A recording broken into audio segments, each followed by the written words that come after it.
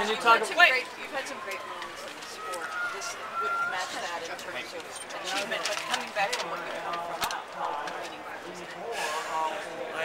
I think that through the last 4 years, I had so much pent-up frustration and sadness and so much emotion. You know, anger. I think that 2 minutes before the finish line, I just let it all out with a roar. I thought I won. But I mean, it feels good just to be on a team. That was my accomplishment. And after across the finish line, I just cried. Like, I just let it all out. Does this validate all the training you did while you were banned? I did a lot of eating too, like fast food. I don't know if that validates that too. But I think these last 2 years, last year and this year, has been probably the most difficult for me coming back mentally and physically. And I think that coming here and just putting my trust in Brooks Johnson, he's like, look, man, don't worry about speed training right now. We want to get you in shape to run rounds. And this was like February, so Nationals wasn't even on the radar yet.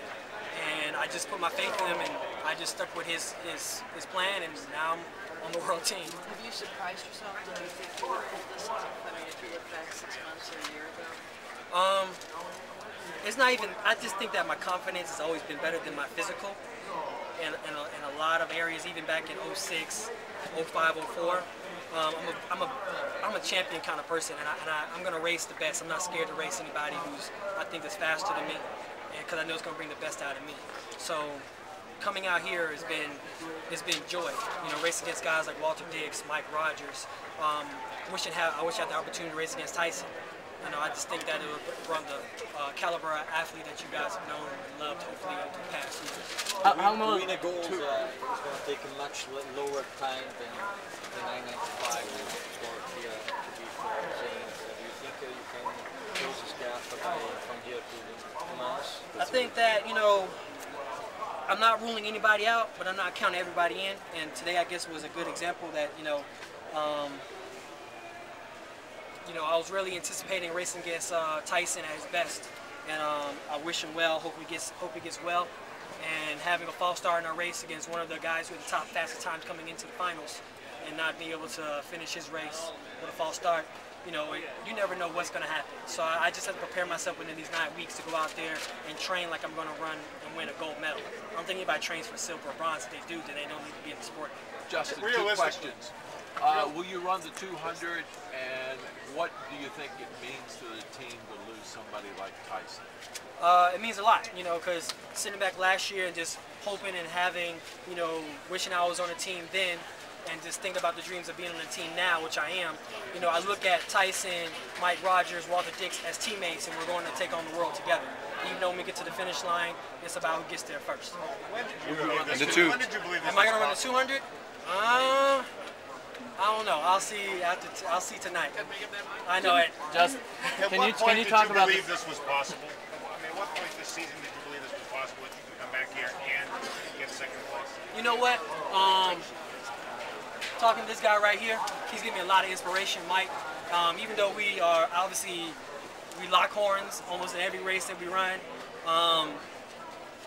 We said this many months ago, and I almost had the opportunity to go train with him in Texas, and I was like, you know what, regardless of what we do, we're going to make this team together. And I think that looking at his eyes today before the finals, and he's like, look, man, we made a promise to each other, we're going to go out and make this team, and I think that's what we accomplished. So actually, before the finals, I was like, this can happen, I can make this team. It's going to be all on me in lane 5. Justin, can you talk about how well supported you feel through this journey? A lot of support.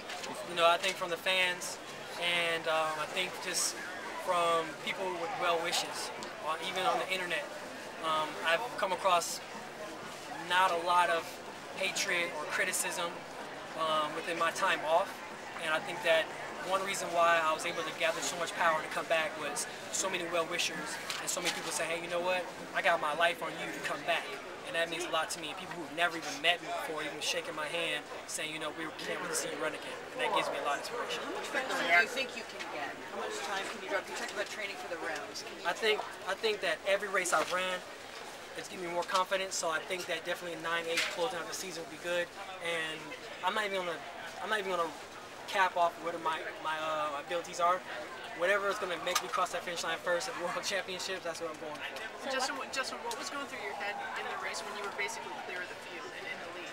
I didn't know exactly when I was clear to field because I got cussed out by Brooks Johnson in the back over in the warm-up area. He's like, look, I can't say really exactly what he said, but he's like, look, blank, blank, blank, you got to stay down and drive, because if you stay down and drive, you're going to come up and you're going to be in the lead. You got that, blank? All right, I got it, coach. And that's what I did, and I came up and I was in the lead. So I think I celebrated and I realized I was in the front. I realized I had the ability to win, maybe 2 minutes before the line, and Walter Dix leaned me out. What do you think the reaction is going to be worldwide to being able to get this far so soon?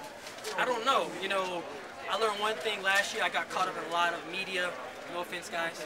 A lot of everyone talking what's going to happen to me, what I'm going to do, what do I think. I just, you know, I don't like to down myself or belittle myself, but I'm just a runner. And my focus is just to go out there and run. And whatever comes, you know, whatever challenges come at me, then I'm going to take them full on. I'm going to be prepared. In March, you told me you were going to get third, in the third, and now you're second. How you feel? And then what's going to do? Well, I guess I overcame my my own goals, so I feel good coming out here and just be able to make it a team. You know, getting to Korea. I've been to Korea once before in '05, and I love the country, and I can't wait to go back. Congrats, Justin. To compete against the American team.